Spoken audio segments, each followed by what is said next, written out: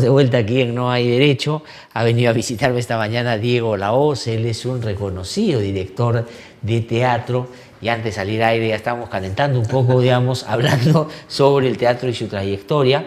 Y claro, él hacía referencia, a propósito de lo que conversaba con Gabriel Rimachi hace un ratito también, a veces lo difícil que, digamos, termina siendo en un país como el nuestro, aventurarse en estos caminos a veces poco predecibles del arte y la cultura, ¿no? Pero él lo ha hecho con mucho talento, con mucha dedicación y con éxito, porque digamos es sin duda uno de los directores más importantes que hay en el país. Diego, ¿qué tal? Qué gusto saludarte. Muchas gracias, Glatzer, un placer, realmente hacía mucho tiempo que tenía ganas de conocerte, de estar aquí en el programa, porque lo veo, me interesa, me parece que son de esos espacios que nos hacen falta, que nos oxigenan y que dicen la verdad y que atacan y que se ponen las pilas, se ponen la camiseta, ¿no? Te agradezco mucho, Diego, por las palabras y digamos en particular en lo que a arte y cultura se refiere. Fíjate que abrimos este espacio hace un tiempo no muy largo con la duda que yo tenía de que si podíamos todos los días llenar una hora con entrevistados sobre cultura. Y avergonzado tengo que decir que me equivoqué porque hay tanta gente que hace cosas tan importantes y lo único que necesita es como un espacio para darlas a conocer. Así es. Y de alta calidad, ¿no?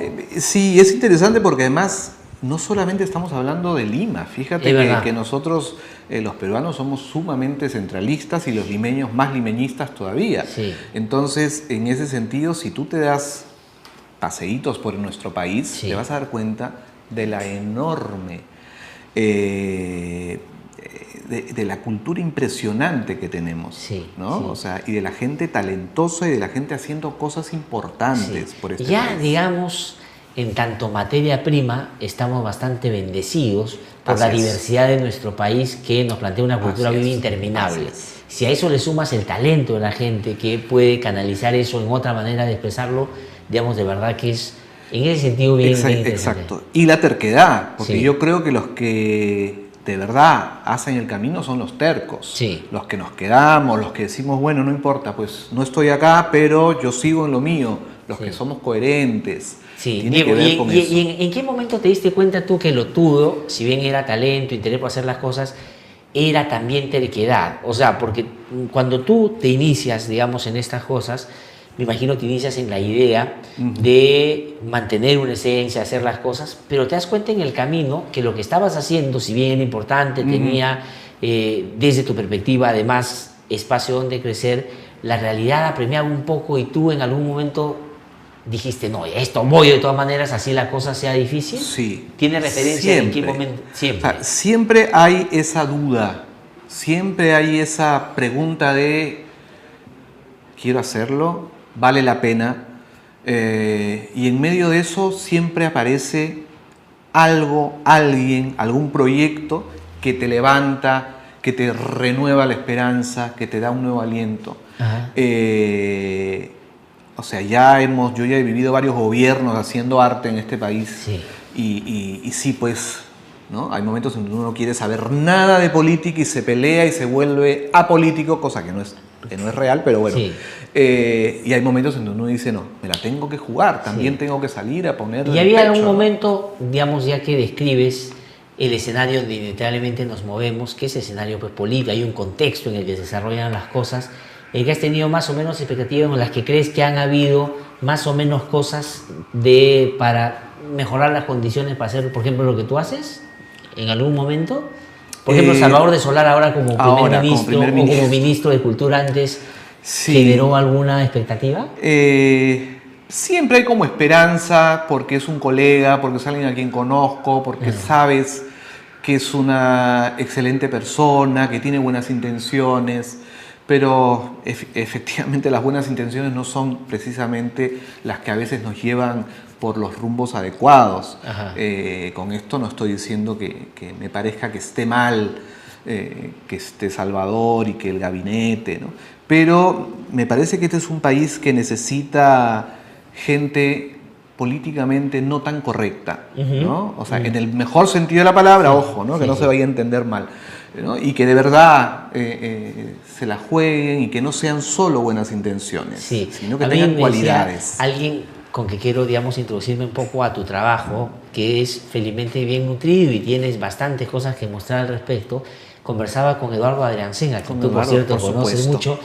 Y yo me acuerdo que vi Cristo Light en su época, que tú la dirigiste, ¿no es cierto? En el 2005. Sí, pero ese fue una revolución. Me acuerdo que fue en ese momento. Sí, Pero a lo que quería ir con lo de Eduardo, después vamos a entrar a lo de la obra, es que, claro, él dice que a veces hay que tratar de cambiar las cosas en el sistema, dentro del sistema peleando. Y me dice, claro, yo con el tiempo he descubierto, dice Eduardo, que yo necesito, por ejemplo, la televisión, pero la televisión me necesita a mí. Entonces, en ese diálogo es donde yo trato de meter historias, personajes y todo, y de hecho que lo ha hecho también en el teatro, ¿no? Acabo de ver una obra interesante que acaba de poner en el Himna, que también habla de estas cosas, ¿no? Así es. Sí, pues, de hecho se trata de este aprender a estar, ¿no? O sea, cómo vamos a cambiar las cosas desde fuera. Desde fuera, claro, mirándolas desde otro país. Sí. No hay forma, ¿no? Yo tengo muchos amigos que han salido y que de pronto sí, se han vuelto muy combativos y desde otros lugares.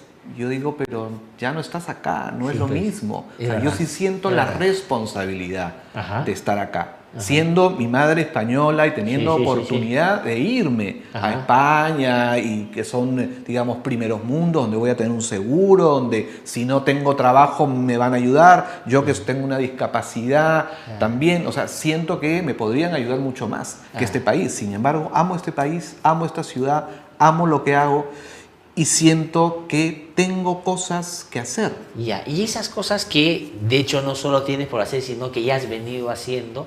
¿Cuándo te nace? O sea, ¿cómo te nace tu vínculo hacia el teatro? ¿Tienes algún momento en el que recuerdes ese momento de la decisión, digamos, de dedicarte a esto? Sí. ¿O ha sido así como no, yo creo que nada es casual. Yo vengo de una familia en donde mi padre es escritor, mi padre es poeta.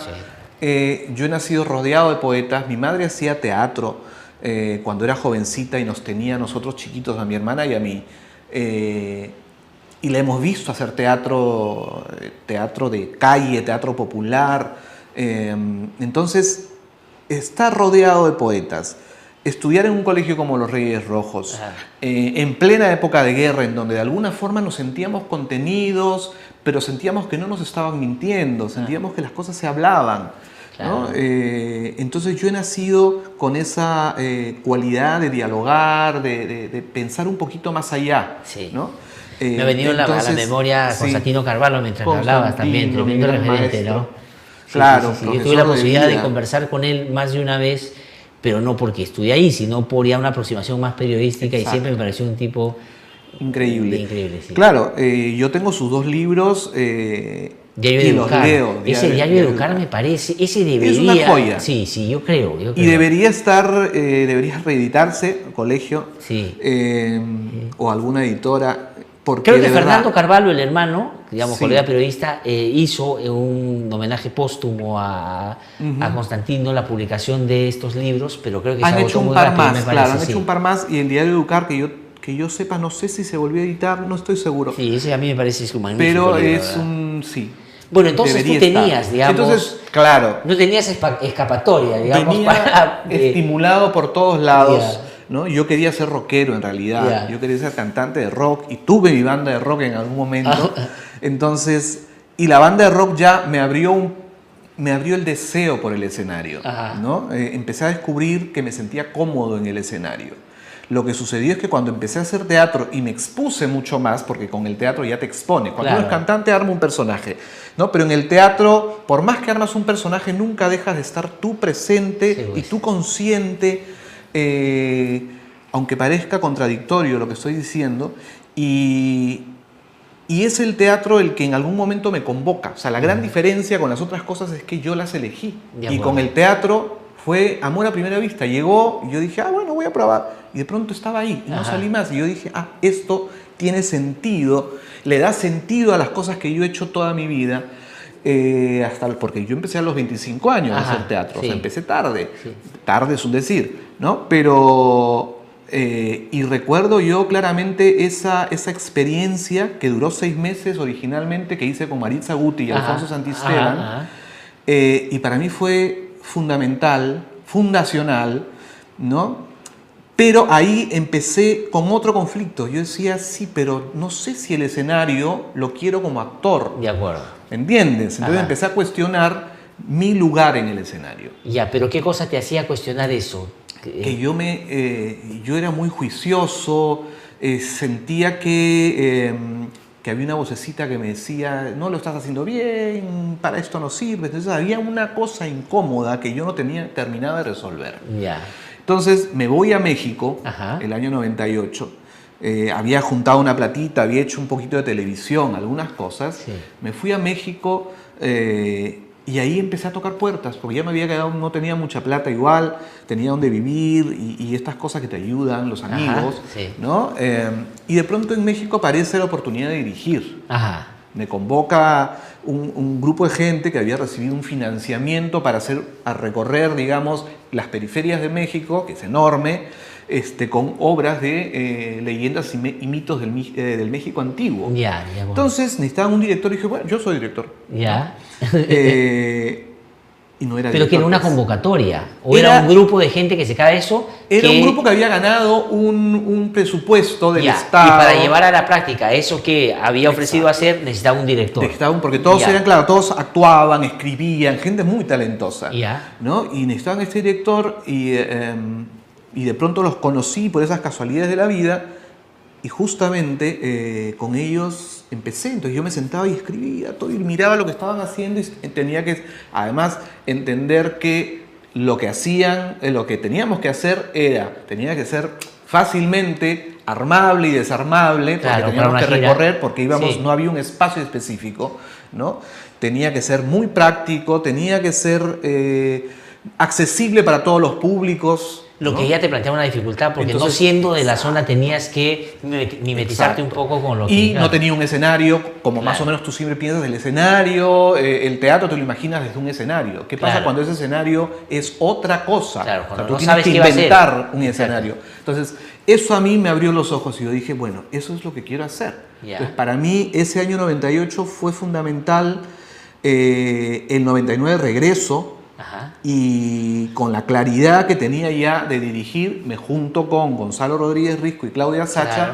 y formamos el grupo Espacio Libre, que claro. ahora está cumpliendo ya 20 años. El año 99 fue 20 eso. años, Y sí. comenzamos como un grupo de estudios. Ajá. ¿No? Era un grupo, nos juntábamos, Claudia, Gonzalo y yo, a estudiar, a leer nuestras obras, leer lo que ellos escribían. Y bueno, ¿y quién las dirige? Bueno, las dirijo yo. Entonces empezó así. Ya. ¿No?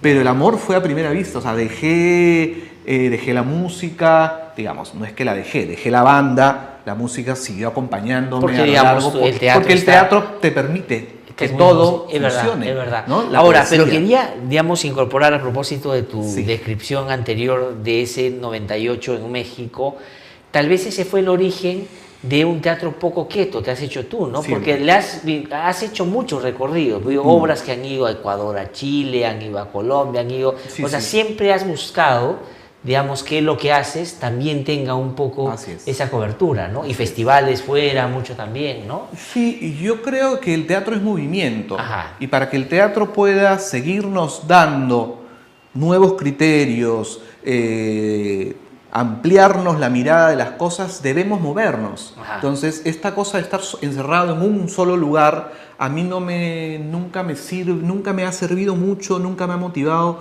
lo suficiente como para sentir que debo seguir aprendiendo. Y para Ajá. mí seguir aprendiendo significa salir, enfrentarte a otros públicos, enfrentarte a otros escenarios, treparte a un taxi, viajar. ¿no? Claro. O sea, Sí, no, estos y eso está encuentros- muy marcado en tu trayectoria. Eso está muy marcado. Solamente quería preguntarte, Sí. porque digamos, ya no he logrado tener la cuenta, pero ¿cuántas horas has hecho más o menos? ¿Te acuerdas? No. Ya perdí la cuenta, Pero efectivamente, ¿cuándo? pero Pero dame un aproximadamente rango. 40. Por lo un menos, poco ¿no? más, sí. Eso, digamos, ya, calculemos que, digamos, formalmente comienzas el 98 a hacerlo. Sí. O sea, en 21 años, 40 imagínate. obras es... En algún momento hacíamos, sí, 2, 3 Sí, obras sí, al sí, año. sí, sí. ¿no? O sea, ha sido Producíamos una carrera, o es una carrera Sí. muy activa y muy Sí, productiva, sí, sí. ¿no? No he parado, Sí. literalmente no he parado y, y me he encargado además de que el teatro no se quede en Lima, ¿no? Sino Es que verdad, el teatro de es- espacio libre se mueva. Sí. Y no solo porque quiera uno O sea, o porque uno vaya con la idea de querer enseñarle a los otros provincianitos. Ajá. No, por el contrario, yo necesitaba aprender del Perú. Sí, pues. Porque una de las propuestas con las que empieza el grupo es: vamos a hacer teatro peruano. Claro. Y eso implica generar nuestro propio teatro. Cuando Sí. encontremos que no nos enganchamos con alguna propuesta de teatro peruano, pues hay que escribir lo nuestro. Ahora, ¿y cómo has combinado esto de dirigir obras de otros con dirigir obras tuyas? ¿No es cierto? ¿Hay algún balance que hayas hecho de eso? ¿En un momento dirigiste a otros porque, digamos, sentías que tú todavía no tenías todo desarrollado para producir cosas Sin tuyas duda. solamente? ¿O cómo has balanceado? Sí, sin duda hay un momento en el que, la mayoría de las obras no han sido mías, Sí. ¿no? Pero de acá a un tiempo, cuando más o menos en el año 2000, en el año 2006 escribí una obra que se llama Cuando el día viene mudo, Ajá. que fue muy exitosa, Sí, que sí, funcionó sí, sí. muy bien, fue muy polémica y estuvo 2 años en cartelera, fue una locura.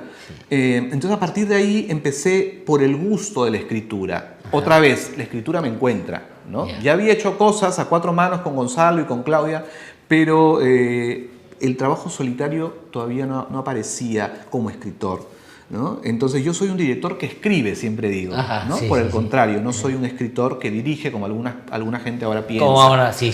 Entonces yo soy un director que escribe y escribo para mi grupo. Ajá. Entonces, yo escribo para mis estudiantes, para la gente que está conmigo. O sea, para la escribes gente- pensando Sí, digamos, concretamente. ya. O sea, nosotros entramos en un proceso de laboratorio, planteamos un disparador temático que no sea dramático, o sea, no una obra de teatro, sino, por ejemplo, Lima lo Horrible. Ajá, ¿no? ajá. Trabajamos un año con Lima lo Horrible, con el laboratorio que teníamos en esa época, y creamos una obra que se llamó Los funerales de Doña Arcadia. Ajá, por sí, ejemplo, claro, ¿no? claro. Entonces, y fue una locura, Sí. ¿no? Porque además lo hicimos en forma circular, la gente entraba y entrabas a una suerte de velorio provinciano, la gente se sentaba alrededor, Claro, no entendías qué participabas, pasa. Exacto. eres parte de la... Entonces a mí eso me gusta mucho, hacer Ya. que los actores estén, que el actor te abra la puerta, que el Ah. actor te salude, que el actor te invite una taza de café. Ahora, pero eso te ha llevado también entonces ya no solo a ser un director que escribe, sino un director que escribe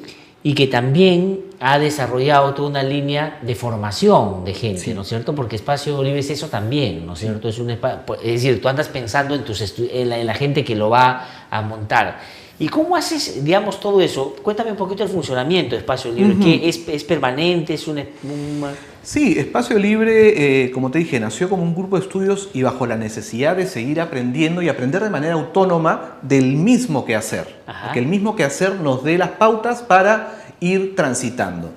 Entonces, en ese sentido, es que gente se empieza a acercar a nosotros, ¿no? Y esa gente decimos, bueno, te involucramos, y cuando nos damos cuenta que tenemos un grupito de gente, empezamos a proponer un laboratorio de investigación sobre algún texto, un laboratorio de entrenamiento para el actor, por ejemplo, Ajá. porque los actores creen que solamente es pararse, leer un texto, pero no, también el cuerpo hay que entrenarlo, Sí, hay que conocerlo, hay que entender por qué pasan ciertas cosas, ¿no? Entonces, nuestra relación con el teatro siempre ha sido pedagógica de ida y de venida. Ajá, Ojo, ajá. no solamente... Claro, porque escribías antes con lo de las regiones también, Exacto. por ejemplo, ir a aprender. Es fundamental para nosotros aprender de lo que esos cuerpos Ajá. nos están también enseñando y contando, porque cada cuerpo cuenta historias. Sí, pues, sí, cada sí, cuerpo. Entonces, para nosotros esa relación con la enseñanza ha sido siempre clave para todo lo que hacemos. Entonces, nuestra propuesta como grupo de teatro siempre está presente, ¿no? Ahora, el próximo mes abrimos un laboratorio de investigación que le llamamos nosotros Liberacciones, porque además tienen sus propios nombres, los nombres que nosotros les hemos puesto a lo largo de esta historia, que lo vamos a hacer con un colectivo que se llama Camisa de Fuerza, y ellos nos ayudan en el... Y es, por ejemplo, ahí, solamente para entender la dinámica, estableces un vínculo, una alianza con este grupo. Exactamente. Y el tema específico que va a ser objeto o el centro del laboratorio lo definen entre otros. nosotros. Y Carlos en ese caso López concreto ya saben, por ejemplo, qué va a ser. ¿O están ahí prefiero, sí, estamos dándole vueltas. Exacto. Entonces, una vez que se ponen de acuerdo, sobre eso empiezan a trabajar. ¿Y eso, Diego, necesariamente termina en una obra o no necesariamente? Sí, siempre. Sí, siempre tiene que terminar. Les damos dos miradas. Hay una primera mirada que son los borradores. A ver, ¿qué apareció? Que son borradores además delirantes muchas veces, ¿no es cierto? Y luego, pero mejor así a veces, ¿no? Mejor así a veces. Delicioso, porque, claro, para generar orden a veces hay que ir al caos, ¿no? Generalmente. Entonces, y después entramos a una siguiente etapa en donde revisamos esos borradores, donde revisamos todo lo que hemos investigado, no solamente a nivel literario, ojo, sino también a nivel estético. Cuando trabajamos con Jorge Eduardo Gilson, trabajamos con el cuerpo de Julia, teníamos que meternos necesariamente en la cabeza de cómo, qué le estaría pasando por la cabeza a Jorge Eduardo, y empezamos a trabajar con las texturas que él trabajaba, con camisas, ¿no? Y armar dispositivos plásticos, escuchar música, él tocando el piano, o sea, cosas de ese tipo, ¿no? O sea, tratamos de investigar. Entonces, todo eso luego llega a un puerto final, que nosotros le llamamos puerto, ¿no? En donde mostramos, abrimos las puertas y decimos, bueno, este es el resultado de un año de trabajo. Ya por un año te toma, digamos, un proceso más o menos. Exacto, en donde además toda la escritura es colaborativa, no es colectiva, sino colaborativa, en tanto yo voy recibiendo material, ¿no? Si me toca a mí socializar la dramaturgia, asumo el rol, pero hay momentos en donde me tengo que sentar a colaborar con el otro, ¿me entiendes? Donde el otro me da, yo... y por lo general, digamos, todos esos procesos que derivan o terminan en una obra concreta, ¿las diriges tú, no? No necesariamente. No necesariamente. Ahora ya hay gente, como Carlos López Rentería, que es mi colega, ya tenemos gente preparada, que ya está escribiendo, que ya está empezando además a documentar, que es otra parte que hace el grupo. O sea, yo, por ejemplo, escribo columnas mensuales. Tengo una en Lima en Escena, otra en Teatro Club, que son plataformas. A veces colaboro con Crítica Teatral San Marquina, que son plataformas virtuales, o con Mucha Mierda, que ahora va a sacar su revista. Entonces tratamos de ir documentando lo que vemos, ¿no? De los fenómenos del teatro que nos está pasando. Entonces, ahora, porque esa es una cosa que, digamos, uno, claro, quien sigue y conoce estas cosas, sabe que están en la base del ejercicio del teatro, porque, digo, la investigación, la reflexión, el razonamiento. Por eso es que además las obras o el tipo de obras de las que tú has participado, de una u otra manera, como director, como escritor, como actor, como lo fuera, han tenido esas características también, ¿no es cierto? Que son producto de una investigación, de un debate, una reflexión. Totalmente. Para mí el teatro es la oportunidad de dialogar con el otro, ¿no? Y esto incluye al espectador, por supuesto, ¿no? O sea, somos el equipo que está sobre el escenario dialogando en sí mismo, y luego el equipo dialogando con ese espectador que gentilmente ha ido a vernos. Entonces ahí es que se genera este feedback, ahí es que se genera esta interacción. No es unidireccional, no es emisor, no es una interpretación tuya de lo que pasa, sino ¿no? también un diálogo, efectivamente. Sí, y nosotros necesitamos del espectador. El espectador hay que aprenderlo a escuchar. Y muy poco se le escucha al espectador. Se le subestima o se le sobreestima. Ay, no viene público. Ay, el espectador no va a entender. No, claro, cuando lo subestimas. Y cuando lo sobreestimas a veces, claro, yo no sé qué piensas, tengo que ir terminando ya con esto, pero hay una forma de hacer teatro, televisión, sobre todo ahora, donde inclusive se le consulta a la gente sobre el desenlace de las historias o cómo deben acabar. Ahora hay, digamos, hay un montón de eso, ¿no? O hay gente que escribe en base a estudios de mercado. Es decir, hay gente, hay escritores, hay mucha gente que dice, ¿por qué vende tantos libros? Porque claro, hay estudios de mercado que dicen esto le gusta más a la gente y por aquí prefiere una historia, ¿no? Ahora sí, ahora el teatro está muy vinculado a la publicidad, muy vinculado. Entonces, hay cosas que se trabajan y que tú las vas a ver que son súper exitosas, pero están hechas, parece, desde una agencia de publicidad y no desde el teatro en sí mismo, ¿no? Y eso lo vemos todos los días en la cartelera limeña en gran medida, ¿no? Sí. Ahora, digo, nos han pasado una hora conversando y me dice mi colega Candido Anculi y María Sosa que, bueno, vamos a hablar de Laberinto, ¿no es cierto? Que se está reponiendo una semana más, ¿no? Que va hasta este fin de semana. Esta semana. Así es. Sí, esas cosas del destino. Estuvimos muy bien un mes con Laberinto y ahora viernes y sábado Ajá. a las 8 de la noche y el domingo a las 7 son nuestras últimas 3 funciones. Sí, bacán. Y claro, lo que me piden es, vamos a regalar unas entradas. Ah, Ha pasado eso, la hora y no buenísimo. vamos a... Ahí está Laberinto, que le está haciendo en la televisión o en las redes. Ahí está, Exacto. regresa Laberinto del 8 al 17 de marzo, o sea, O sea, este ya fin de estuvimos este fin de semana. semana pasado y Es verdad. estamos en la Asociación de Artistas Aficionados, que es un espacio maravilloso, que es un espacio además democrático, que es abierto para la gente, Sí. donde cobramos entradas de 20 soles, tratamos de ser lo más accesibles posible, ¿no? Entradas para estudiantes de 15, hacemos, tratamos de que el público Pueda vaya. ir, claro, que ¿no? vaya. Entonces, para nosotros eso, como grupo, también son políticas que hemos hecho toda la vida. Y esto va a ser en el... En la Asociación de Artistas Aficionados, que está en Girón y al costadito del Teatro Municipal. Sí, al costado del Teatro Municipal, es verdad, Sí. esa es la mejor Así referencia, al es, costado del es la Teatro mejor. Municipal. Y vamos a regalar, Carlito, ¿cuántas entradas? 3 entradas ¿Cuántas? dobles. ¿Para quiénes? Para quienes en este momento nos escriban, Por en favor. donde a través de las redes, y nos digan qué cosa, Carlito, ¿qué preguntamos?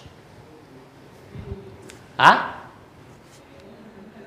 ¿Dónde se presenta la obra? ¿Dónde se Ya, presenta a las la 3 obra? primeras personas que nos digan dónde se presenta la obra, que lo Eso. acaba de decir Diego ahorita, Así es. le regalamos, ¿sí? 2 entradas a las 3 personas.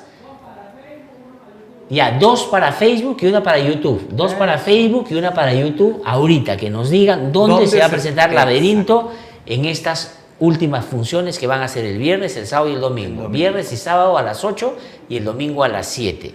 A ver, si me dicen al toque el nombre de las personas para decirlo, ¿sí? Y que es un lugar además emblemático que tiene, este año cumple 81 años. 81. Y ha estado en problemas Funcionando. últimamente con el tema del Ahí local, que es seguimos. una barbaridad eso. Ahí De lo seguimos. más, Sí, digamos, es terrible que tengan no hay en un país como este Sí. espacios donde puedan darte lo que te da, ¿no es cierto? Sí, Esta y asociación, y te los quitan con mucha facilidad. y producto además de cosas que yo creo que están relacionadas con corrupción y Sí, cosas de esta son corruptelas de esas que claramente. ya conocemos todo el tiempo, o sea, de verdad, donde Sí. pones el dedo hay pus. Sí, Y eso lo saben es ustedes verdad. mejor que nadie. ¿Tenemos, Carlitos, los nombres?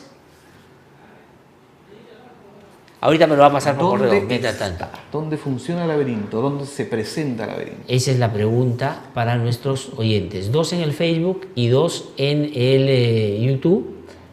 Y en cuanto Carlitos y Ancul me dé los nombres, los mencionamos aquí ponemos. para que los puedan trabajar. Pues Diego, mientras tanto, entonces te voy agradeciendo mucho por haber venido. Muchas te felicito gracias, por Glatzer. tu trabajo.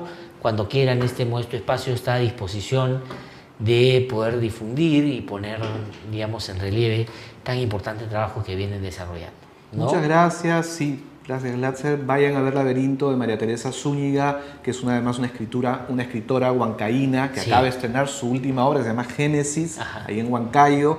Entonces, hay autores peruanos que no son Muchos. necesariamente limeños. Hay gente haciendo cosas increíbles, mujeres sumamente poderosas y revolucionarias en todo el sentido de la palabra, ¿no? Y hay Sí. que estar ahí. Y hay una diversidad, ¿no? Ponte, el otro día Impresionante. yo hablé aquí con el responsable de un festival sobre cine, ¿cómo se llama? Temático, cine Ajá. de terror y estas Sí. cosas. Y decía, hemos tenido una convocatoria, nos han mandado 117 trabajos de todo el país. Es increíble. Mira, impresionante. Sí. Y decía, ¿y Sí, cuáles sí, son las sí. temáticas? Y me contaba, por ejemplo, las costumbres y las leyendas de la selva son maravillosas de Es llevarse al increíble. cine. Entonces, Pero sabes que aún es poco. Yo fui jurado este año y el año pasado de los estímulos del ministerio a las Ajá. artes y a la música. ¿Del DAFO de qué? Del ministerio, el Ministerio de Cultura, Ya. sí. Y de verdad es alucinante, pues la gente se queja, pero ¿por qué provincia? ¿Por qué no hay proyectos porque no presentan? Hay muy pocos proyectos de interior, o sea, frente a la cantidad de proyectos limeños Sí. y del interior son pocos. Sí. ¿No? O sea, son muchos más los que se hacen desde Sí, Lima. yo creo que poco a poco, Entonces, claro, hay que ir dándoles también la posibilidad de acceso es una y la otra de difusión, más de eso para Eso, que que más el gente ministerio pueda... tiene que ir a Sí, través de yo las creo. DDCs a poder hacer su trabajo de difusión, ¿no? De acuerdo. Pues Diego, muchísimas gracias. Carlitos, si no tiene los nombres, los digo mañana. ¿o qué? los decimos Mejor mañana. mañana, cuando la gente Todavía hable con más estamos calma. martes. Exactamente, y lo repetimos los días siguientes para que puedan ir a ver esta magnífica obra, Laberinto. Entonces, Diego Laos está con Que ya nosotros. se Diego, acaba. que te vaya muy bien. Muchas Muchísimas gracias, por haber Glatzer. venido, ¿ah? Saludos a todos. No tengo tiempo para más. Conmigo hasta el día de mañana a las 7 en punto aquí en No hay Derecho. Hemos presentado La Hora Cultural en No hay derecho.